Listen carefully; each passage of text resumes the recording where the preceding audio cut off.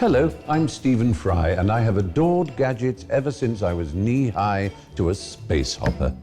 My obsession runs deep. When I was 15, I laid out a fortune on the first new Polaroid camera. And 40 years later, I still have a desperate need to have the latest phone, alarm clock, egg timer as soon as they're launched, if not before.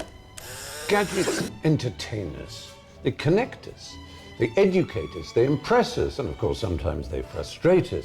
But whichever way you look at them, they make the world a much, much better, and dare I say, happier place.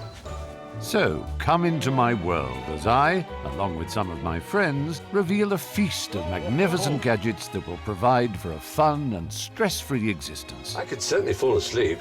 Some will be from the future. Oh my God. Some from the past. This here is the first iPod. Some are gadgets you can only dream of owning. Oh, completely silent. It's electric. And simple gizmos you can buy today that will change the way you live your life tomorrow. Oh, I see. It's vibrating. Particularly. And every week I'm going to be creating my very own super gadget, the ultimate gadget of its kind. Well, I'll be giving it a go. Oh, no! Consider me your humble servant, your knight in crumpled corduroy, your Gadget Man.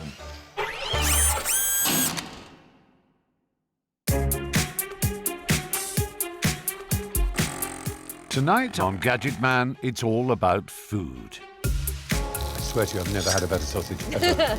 I'll be showing you how technology can make the weekly shop a pleasurable experience. That's my boy. I'll be revealing the magnificent cooking devices that every kitchen should be armed with. Look at that. And I'll be showcasing some quite extraordinary gadgetry to wow my friends as I throw the ultimate Gadget Man dinner party. Oh, beautiful. Food, glorious food. What is there more handsome, as the great Lionel Bart once wrote. Thank you, Everett. And it's certainly true that when it's served up to you on a plate like this, oh, there's nothing more wonderful. But for most of us, even a spoiled pig like me, there's the great faff of choosing how to buy your food and how to prepare it. It's not easy. It's one of the curses of the 21st century. I don't think she noticed. I'm spending the day preparing for a spectacular dinner party. First, some tech to make my supermarket shop a little more fun.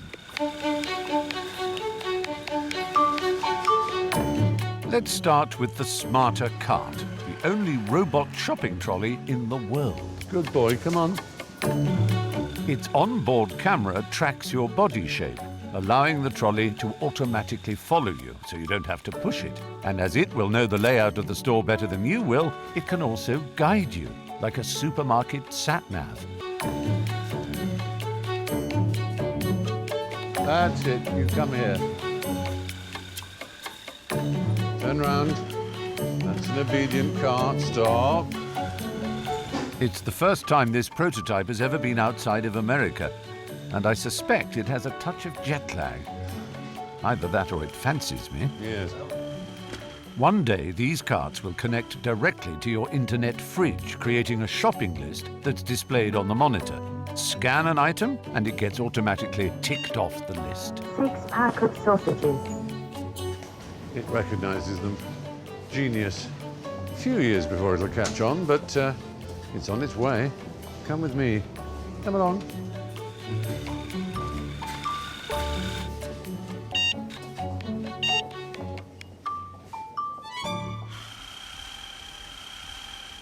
So do you think this thing will catch on? I'd like to see how it would work in a really busy shop, say at Christmas time. That would be interesting. That's the point, isn't it? Yeah. Because technology hasn't yet caught up with the human ability to dodge and weave. It's bad enough with people controlling it, let alone something. Could be like a scene of bumper cars or something. I'm throwing a gadgety dinner party later, and I'll need wine. But the choice is overwhelming. Thankfully, I have this Wine Find app on hand to make a recommendation. Meats. Beef. steak. What's it recommending? Margot, Malbec, Cabernet Sauvignon, Chilean Merlot. I don't think I've ever had Chilean Merlot, so let's take their advice. In you go. There'll be at least one of us, so I might need 2 bottles. There we go. Follow me. Time to pay. Checking out is going to get a lot quicker as more and more phones become equipped with so-called near-field communication. Just wave them at a contactless reader and the money leaves your account. Oh, that's so cool, isn't it? And your receipt, Thank you very much indeed.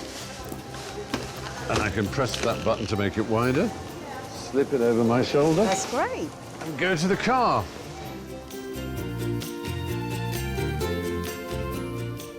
And how about this as the ultimate Gadget Man shopping car? It's on sale next year and is called the Lightning.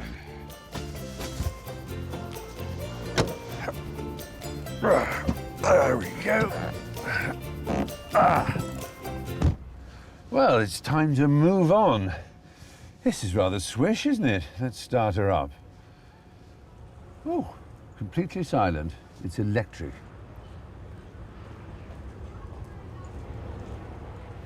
Look out, look out, look out. Vehicle reversing, vehicle reversing. Drive.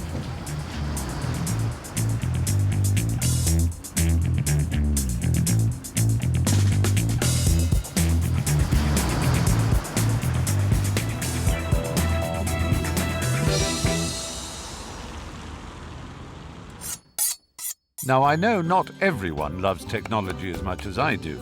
I've known Simon Hopkinson, one of our country's greatest food writers, for 20 years. He hates anything modern.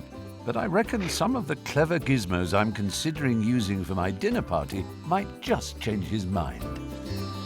No, I hate that. I knew you would. I knew it would just turn you absolutely livid with fury. Nor did he like the machine that makes fresh pasta in 15 minutes. So I pull out this. Oh! It's alive. And the result is spaghetti. The electric pizza oven with a traditional rotating stone base. Or this clever little garlic chopper. Big bits, small bits. You're not impressed, are you?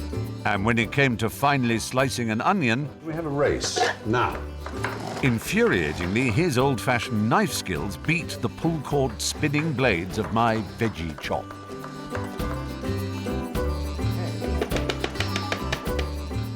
Even this touchscreen hob, which automatically senses a pan and heats the area accordingly, failed to win him over.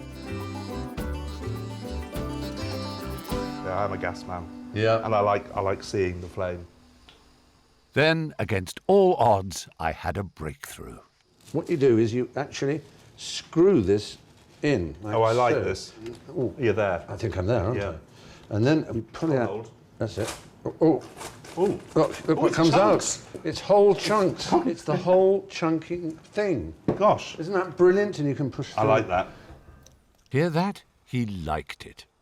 Although Simon reserved his biggest enthusiasm of the day for a rather retro runner bean slicer, produced from his very own back pocket. Oh, it widens it up. the spring, yeah. And then it holds it, and as you push through, Oh, my goodness. it takes off the strings. And they are lovely, because runner beans need to be thin. I shall definitely be using that at tonight's soiree. If it's mild, I might even be tempted to barbecue. We Brits do host over 120 million a year after all, but I don't want any old thing. I want something that will get my guests gawping. So I've asked 3 pals to test some of the most innovative on the market.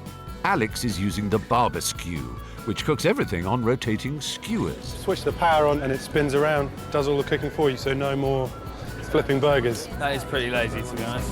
Vanessa is using the Big Green Egg. It's actually a modern take on a 3,000-year-old Chinese design, relying on an airtight cooking chamber with a very precise temperature control. So it's made out of ceramic clay, and gets up to 650 Celsius inside. Or what you can do is moderate the temperature with these vents, that one there and the one at the bottom. Yeah. And then you can, I don't know, smoke some meat for, say, 9 hours or something, because it stays hot for 10 to 12 hours. Wow, okay. So when yours has died a death, You'll still be cooking? mine's still going. Okay. Yeah. But mine's gas. DJ is using the Blacktop 360 party grill. Not only is it a gas barbecue, but it's also a griddle and built-in deep fat fryer. With this, you've got the optimum temperature, or you can change it, whatever it is. You're cooking for as long as you want, or until the gas runs out. I've also given this lot the iGrill app. It connects to a meat thermometer via Bluetooth, alerting you when the food is perfectly cooked. Food's actually ready. So, after the cooking and the tasting, which was our favourite? I think if you're a serious barbecuer, you would go for this one. But I think in terms of money and Value for money, I say. and portability. speed, yeah, then I think maybe the gas one. Yeah. But I think we have a clear winner, really, in that, in terms of practical usage for the average Briton, but this in terms of the sort of Margot from The Good Life who wanted to show off objects. I think if you're serious about the barbecue, Yeah. then this one. If we weren't in a recession, then we'd go. Yeah. No, I think on reflection that a barbecue is just too much hassle, besides the weather's turning decidedly chilly.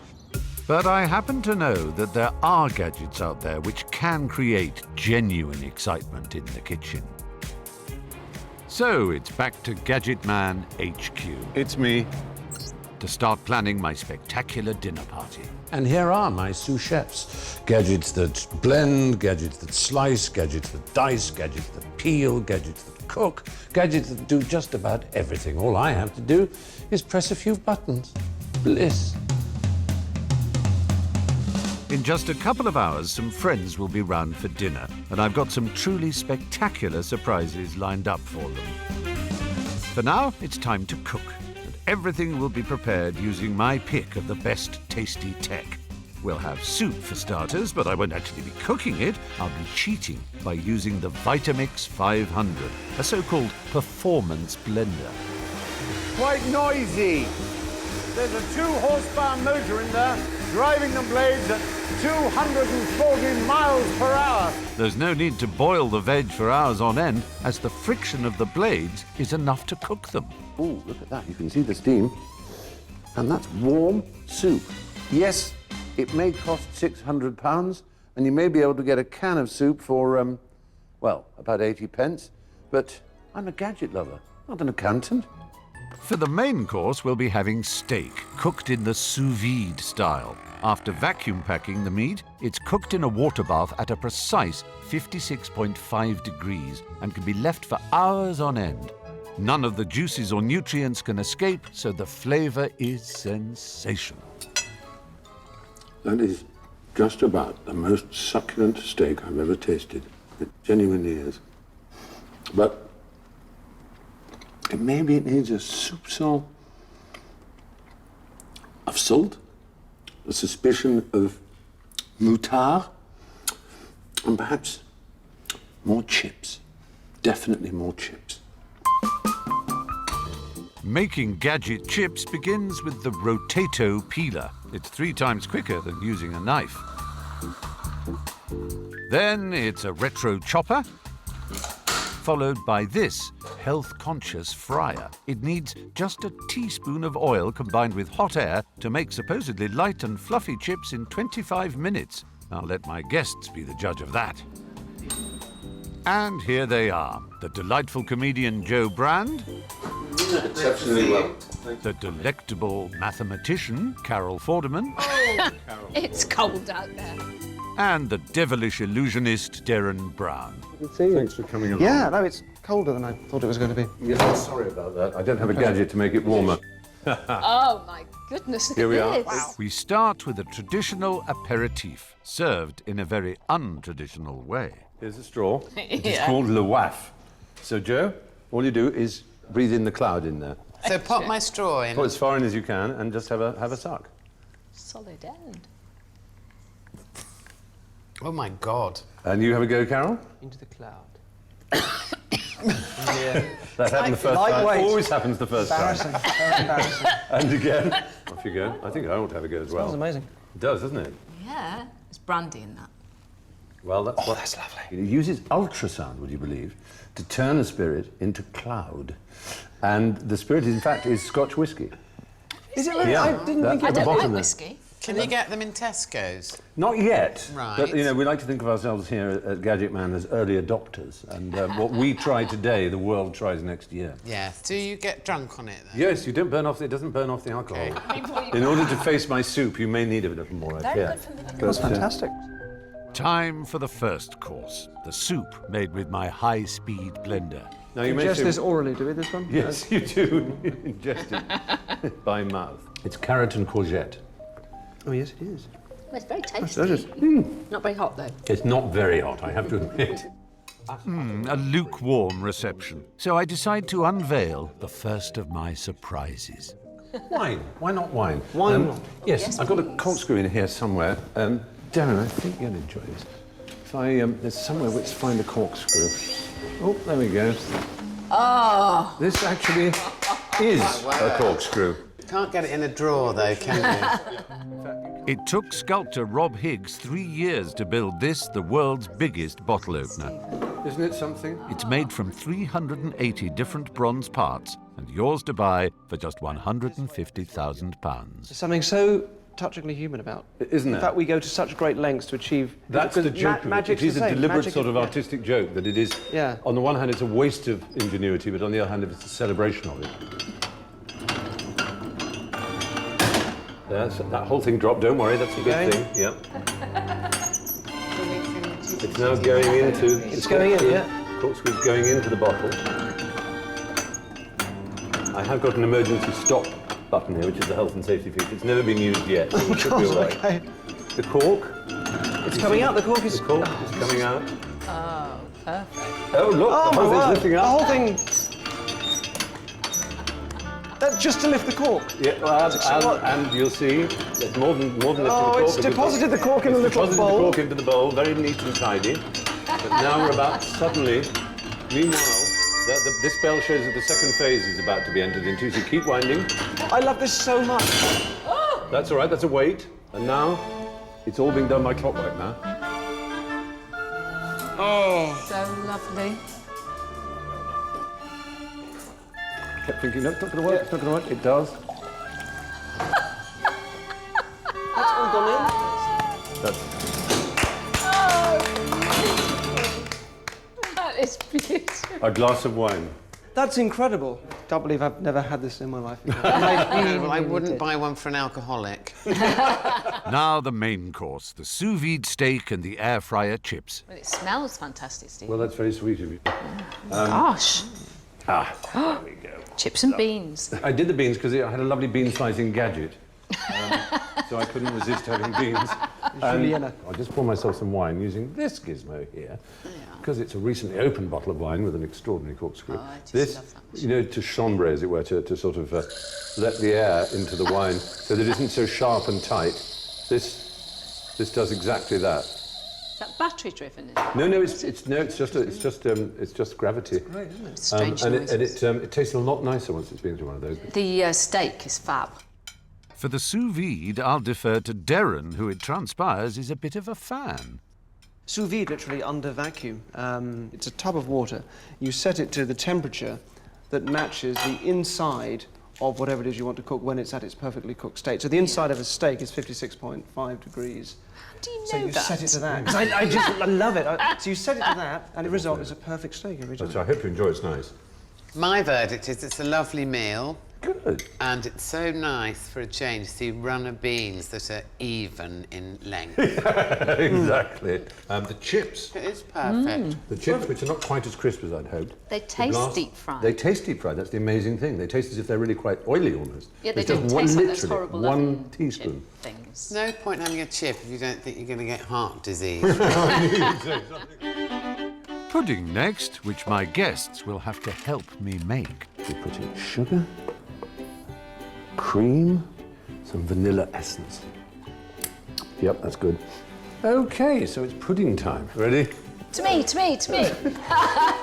Chucking the ball around for 20 minutes cools the ingredients sufficiently to make ice cream. Oh, beautiful ice cream. Real ice cream. Wow. That makes ice cream. Yeah, it's an ice cream maker. And it keeps you fit. And you don't need any electricity. There's no electricity at all. Just your own calories, which is rather handy. But ice cream on its own is rather dull. And I've got something that will make your pudding raw. Come with me. All of us. Yes, come with me, all of you. It's the world's first chocolate printer. Yes. Wow. And this is actually going to be, with any luck, my face. Can you see it now? Oh. Designed by scientists from the University of Exeter, it can scan any image and then print it using a syringe full of melted chocolate. Domestic versions should be on sale in the next few years. I reckon you're only up to about 30 calories, so... Through the magic of television, we have prepared 4, not 1. Oh. And three of them are highly triumphant. One is possibly not as complimentary as it ought to be. It just went a little awry. Miss Brand, I don't think that's bad at all. Oh, no, that's okay. That's really good, isn't it? Lovely. Yeah, Mr. Brown. That's astonishing. It's really good. You're an artist yourself. It really is impressive. Carol, I don't know what went wrong. The most beautiful person in the room, and that's what happened. I'm so sorry. The name is lovely, be honest. Yeah. Seems very accurate to me, Adam. I will serve those, I think, in the conservatory. And now for my postprandial pièce de la résistance, the next best thing to a teleporter. Oh my God! Welcome to Saigon, ladies and gentlemen, a fine, bustling city all around us. That woman's looking at me weird. This is my Igloo Dome. It links 5 HD projectors to create a 360 cinema with specially made footage transporting us to other countries. Underwater. That's not real, wow. Is it? Even out of this world. Just incredible. What's your impression of Evie? It's been amazing.